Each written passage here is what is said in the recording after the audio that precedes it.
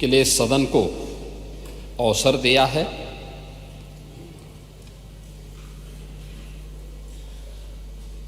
मैं धन्यवाद देता हूं उन सभी माननीय सदस्यों को जिन्होंने अपने अनुभव से अपने विचार यहां पर रखे हैं।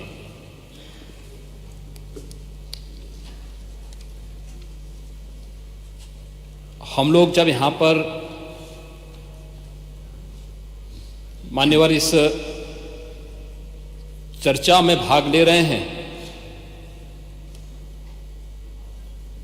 उस समय प्रयागराज में 56 करोड़ 25 लाख से अधिक श्रद्धालु मां गंगा, मां यमुना और मां सरस्वती की इस त्रिवेणी में आस्था की पावन डुबकी लगा चुके हैं। और जब हम सनातन धर्म के खिलाफ, मां गंगा के खिलाफ, भारत की आस्था के खिलाफ या महाकुंभ के खिलाफ कोई भी अनर्गल प्रलाप करते हैं, कोई झूठा वीडियो दिखाते हैं, तो इन 56 करोड़ लोगों की आस्था के साथ एक खिलवाड़ है, भारत की सनातन आस्था के साथ खिलवाड़ है। और मैं विनम्रता से कहूंगा कि आयोजन किसी पार्टी विशेष का नहीं था, किसी सरकार का नहीं था। मैं तो बार बार इस बात को कहता रहा हूं कि आयोजन समाज का है, सरकार पीछे है। सरकार सहयोग के लिए, अपने उत्तरदायित्वों का निर्वहन करने के लिए एक सेवक के रूप में हम लोग वहां पर हैं, और एक सेवक के रूप में अपने उत्तरदायित्वों का निर्वहन करने की हमारी जिम्मेदारी है। और उस निर्वहन के लिए हम लोग तत्परता के साथ अपनी जिम्मेदारियों का निर्वहन करेंगे, क्योंकि हमें अपनी जिम्मेदारियों का एहसास है। हमें भारत की सनातन परंपराओं के प्रति अगाध श्रद्धा का भाव है, और उन श्रद्धाओं को सम्मान देना वो हमारा दायित्व है। और ये हमारा सौभाग्य है कि इस सदी के इस महाकुंभ के साथ हमारी सरकार को जुड़ने का अवसर प्राप्त हुआ, और आयोजन के प्रति तमाम अफवाहों, तमाम प्रकार का दुष्प्रचार को दरकिनार करते हुए देश और दुनिया ने इस पूरे आयोजन के साथ सहभागी बनकर के इसे सफलता की एक नई ऊंचाई तक पहुंचाया है। महोदय, भी आयोजन के 7 दिन बाकी हैं संपन्न होने के, और जो मैंने आज दोपहर तक के आंकड़े बताए हैं, 56 करोड़ 25 लाख से अधिक श्रद्धालु अब तक प्रयागराज की महात्रिवेणी में आस्था की डुबकी लगा चुके हैं। और इसीलिए जब यहां पे हमारे प्रतिपक्ष के जो माननीय सदस्य डॉक्टर आर.के. पटेल जी, श्री संग्राम सिंह यादव जी और श्रीमती आराधना मिश्रा, मोना जी जब अपनी बातों को यहां पे कह रही थी, तो मुझे आपकी बातों को देख करके सचमुच एक तरफ हमें एहसास है अपनी जिम्मेदारियों का,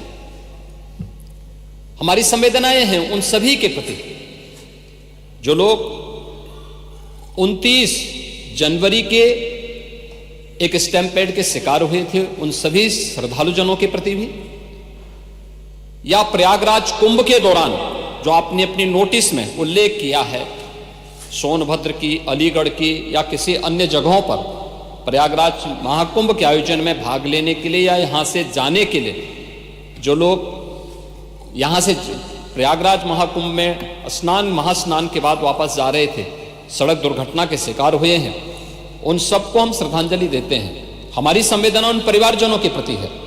सरकार उनके साथ खड़ी है, हर संभव सरकार उनको मदद भी करेगी, लेकिन इस पे राजनीति करना कितना उचित है, प्रश्न यही है। और इसीलिए मैं आपसे कहना चाहूंगा, जब आप अपनी बात कह रहे थे, मैं धन्यवाद दूंगा माननीय सदस्य श्री मनोज पांडे जी को, जिन्होंने उन अफवाहों की ओर ध्यान भी दिया, कि उल्लेख किया कि काहिरा का वीडियो लेकिन महाकुंभ के साथ जोड़ करके दुष्प्रचार किया जा रहा था, नेपाल का वीडियो महाकुंभ के साथ, झारखंड की किसी घटना को महाकुंभ के साथ, या देश के अंदर के किसी अन्य दुर्घटना को जूसी के साथ जोड़ करके दुष्प्रचार करके अफवाह फैलाने का जो कार्य हो रहा था, कौन लोग थे वो? और इसीलिए मैं कहना चाहूंगा कि बड़ा हसीन है इनकी जवान का जादू। लगा के आग बहारों की बात करते हैं। जिन्होंने रात में चुन चुन के बस्तियों को लूटा, वही नसीबों के मारों की बात करते हैं।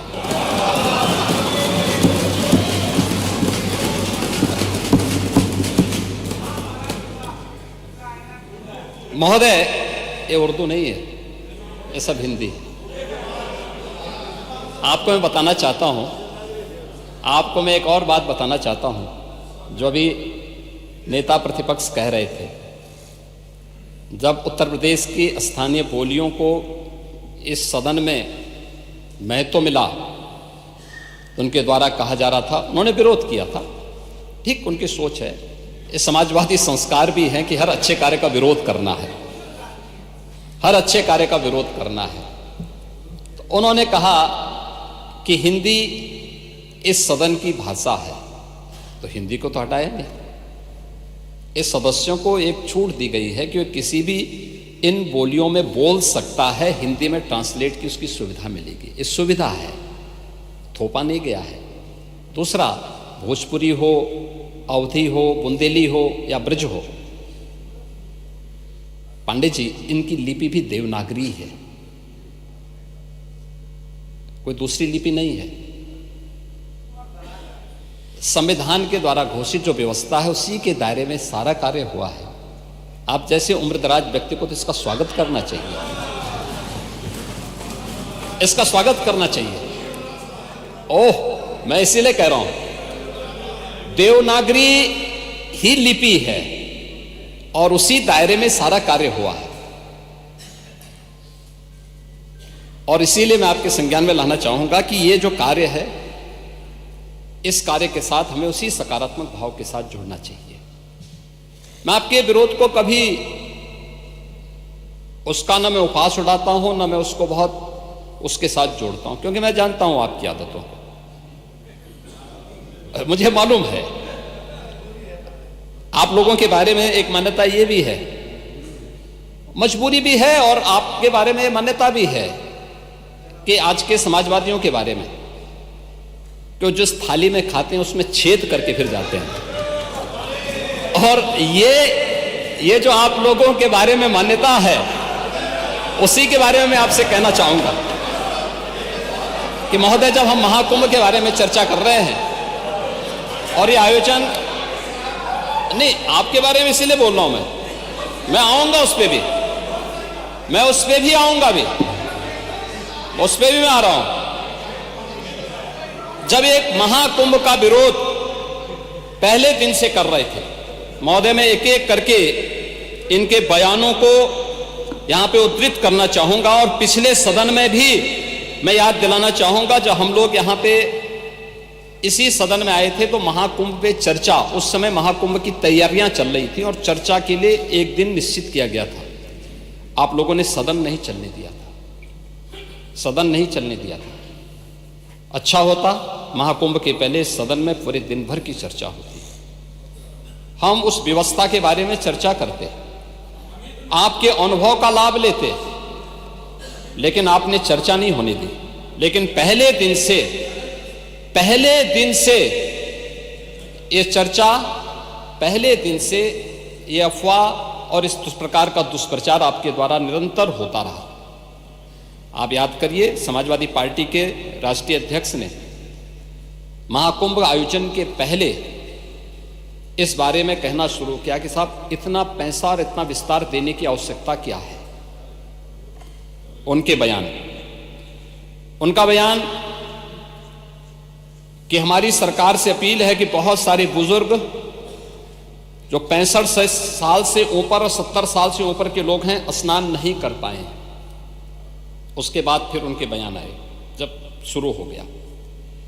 फिर लगातार अगर समाजवादी पार्टी के सोशल मीडिया हैंडल को देखें, वो आपके संस्कारों के अनुसार ही भाषा का प्रयोग भी करते हैं।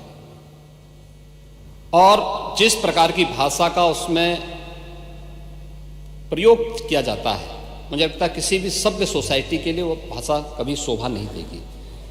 आप लोगों के अपने संस्कार हो सकते हैं, आप लोगों का अपना व्यवहार हो सकता है, लेकिन कोई सभ्य समाज और कोई सभ्य सोसाइटी उसको कभी मान्यता नहीं दे सकती है। लेकिन उसके माध्यम से लगातार दुष्प्रचार किया गया। यही नहीं, ये भी मांग हुई। देखिए, आपकी पार्टी के ही नेता, आपके अध्यक्ष ने कहा कि हम मांग करते हैं कि अकबर का किला जो बिल्कुल संगम नोच पर वहां जो वट वृक्ष है उसकी पूजा करते हैं और सरस्वती नदी भी वहीं से निकलती है। आप देखिए, यानी अक्षय वट का नाम भी उनको नहीं मालूम। सरस्वती कूप को सरस्वती नदी कहते हैं। ये आपका जनरल नॉलेज है।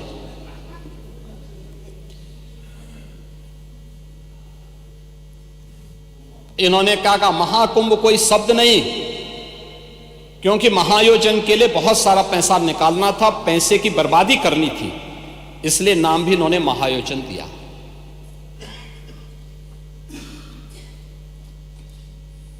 पहले दिन से ही राज्य सरकार आंकड़े दे रही है कि कितने लोगों ने पवित्र डुबकी लगाई है। जो लोग पवित्र डुबकी लगाने वालों की संख्या बता सकते हैं, वे यह नहीं बता पा रहे हैं कि कितने लोगों की जान चली गई। इनके एक सहयोगी आ रहे हैं, अरे चिंता मत करिए, एक एक प्रश्न का उत्तर देंगे, थोड़ा पेशेंस रखिए। देखो, आप बोल रहे थे, मैं बहुत शांति से सुन रहा था, बहुत शांति से। आप ही के एक सहयोगी श्री लालू यादव जी कह रहे हैं, अरे ये सब कुंभ का क्या कोई मतलब है, फालतू का कुंभ है। यानी सनातन धर्म के इस महायोजन को वे फालतू उनको दिखाई देता है। और इनके एक और सहयोगी उससे भी 2 कदम आगे आकर के कहती हैं कि महाकुंभ मृत्यु कुंभ में बदल गया है। ये क्या है? ये क्या है? मल्लिकार्जुन खड़गे, कांग्रेस के नेता, अध्यक्ष, कहते हैं कुंभ भगदड़ में हजारों लोग मारे गए।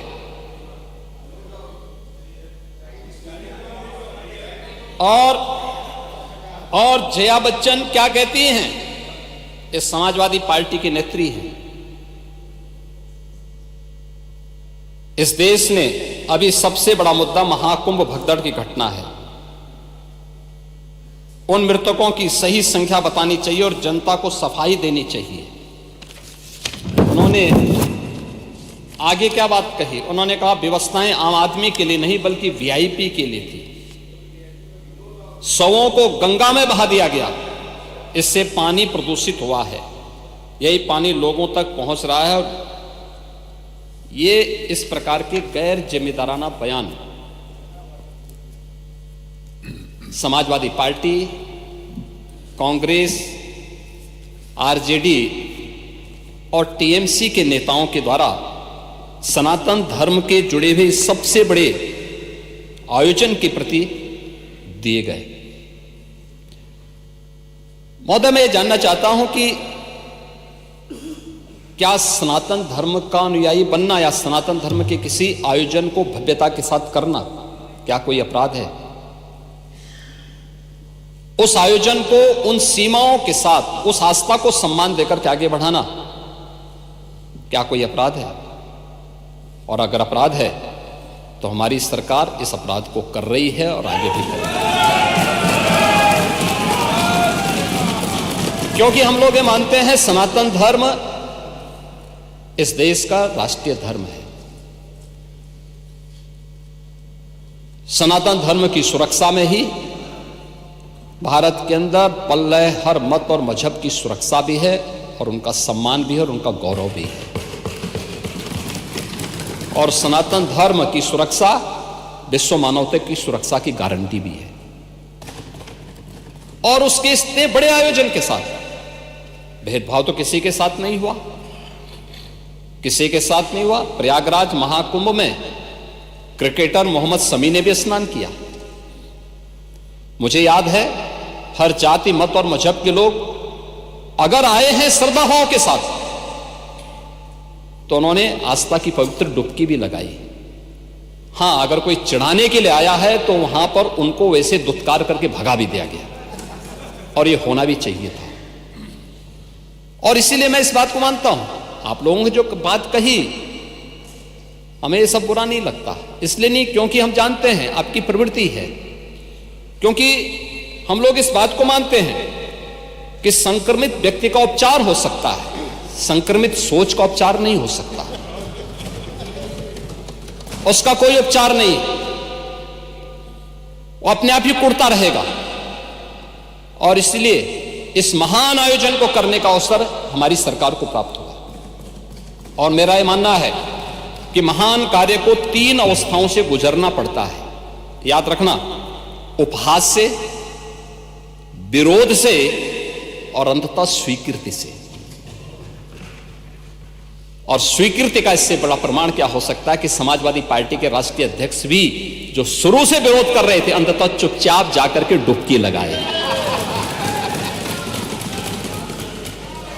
नेता प्रतिपक्ष भी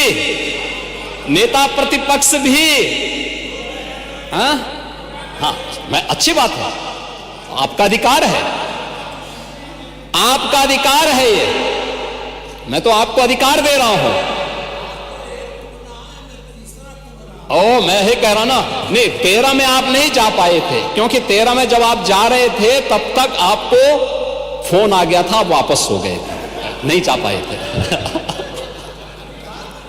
नहीं जा रहे, आप वापस आ गए थे। लेकिन इस बार आप गए थे, मुझे अच्छा लगा, आपने उत्तर प्रदेश सरकार की व्यवस्था की सराहना की और आपने मुझे प्रत्यक्ष नहीं लेकिन स्पीकर साहब को धन्यवाद दिया कि अच्छी व्यवस्था थी। और इसीलिए मैंने कहा ना, 3 अवस्थाएं उपहास की, जिसको आप शुरू से उड़ा रहे थे, कुछ नहीं कर पाए तो आपने विरोध करना शुरू किया, और विरोध करते करते आज मुझे अच्छा लगा कि आपने अपनी स्वीकृति भी दे दी कि हां अच्छा काम हुआ है, अच्छी व्यवस्था हुई है। ऐसे ही मोना जी ने भी किया, वो लोग विरोध कर रहे थे, फिर उन्होंने उसके बारे में तमाम प्रकार की बातें की। आज उन्होंने कहा कि इंफ्रास्ट्रक्चर का काम तो अच्छा हुआ। अच्छा, अच्छी बात है, क्योंकि काम हुआ है तो लोग बोलेंगे भी, क्योंकि लोग तो उन्हीं मार्गों से चल रहे हैं, सभी लोग चल रहे हैं। महोदय, प्रयागराज कुंभ के बारे में अनेक दुष्प्रचार किए गए, और दुष्प्रचार के अनेक माध्यम हैं। मैं पहले कुंभ के बारे में ही कहता हूं। कुंभ के बारे में जो बहुत सारी चर्चाएं यहां पर हुई हैं, और सभी माननीय सदस्यों ने भी इस बात को यहां पे उल्लेख किया है, जिसमें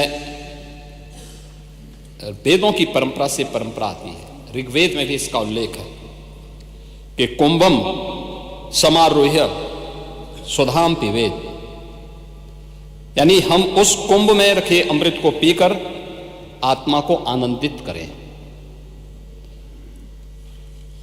अथर्ववेद में भी इस बात का उल्लेख है कि ऐसा गंगा या कुंभे, यानी यह गंगा जल एक कुंभ, एक घड़े में संचित है, यानी अमृत के रूप में उसकी तुलना की गई है। और आज से 5000 वर्ष पहले रचा गया श्रीमद् भागवत महापुराण में भी इस बात का उल्लेख है को कुंभ मेले स्नात्वा पुण्यम प्राप्नोति मानुषः, यानी यहां कुंभ का संदर्भ कुंभ मेले से है। 5000 साल पहले भी इसका उल्लेख है। जो 4 तीर्थ स्थलों पर आयोजित होता है, उसमें स्नान करने से पापों का क्षय होता है। और जो बात यहां पे आपके विद्वान सदस्य से संग्राम सिंह यादव कह रहे थे, उन्होंने पुराणों की बात की, लेकिन वो पुराण की बात नहीं थी, वह तुलसीदास जी की रामचरितमानस में उल्लेख किया गया है। को कहि सकई प्रयाग प्रभाव हो, कलुष पुंज कुंचर मृगराओ, अस तीरथ पति दे की सुहावा, सुख सागर रघुवर सुख पावा। ये तुलसीदास जी की रामचरितमानस का है, पुराणों का नहीं है। पुराणों में संदर्भ है, श्रीमद् भागवत महापुराण का मैंने उल्लेख किया ही, और रामचरितमानस में भी इन बातों का उल्लेख इन भावनाओं के रूप में किया गया है। और हम उत्तर प्रदेश वासियों को खासतौर पर इस पर गौरव की अनुभूति भी करनी चाहिए कि इस बड़े आयोजन के साथ हम सभी को जुड़ने का अवसर प्राप्त हुआ है। और इसलिए मैं इस बात को कह रहा हूं क्योंकि यह आयोजन हमारे लिए बहुत महत्व रखता है। यहां हमारी पार्टियां हो सकती, ये सत्ता पक्ष होगा, वो विपक्ष होगा, अलग अलग पार्टियां होंगी। उत्तर प्रदेश से बाहर हम जब जाएंगे तो उत्तर प्रदेश वासी के रूप में लोग हमें हमारी पहचान देते हैं। अच्छा काम करेंगे, सम्मान मिलेगा। एक भी व्यक्ति यहाँ के नाम पे गलत काम करेगा, यहाँ की सरकार गलत काम करेगी, तो उसके यहाँ पर भले ही हम उस गलत काम को कितना भी सपोर्ट करें,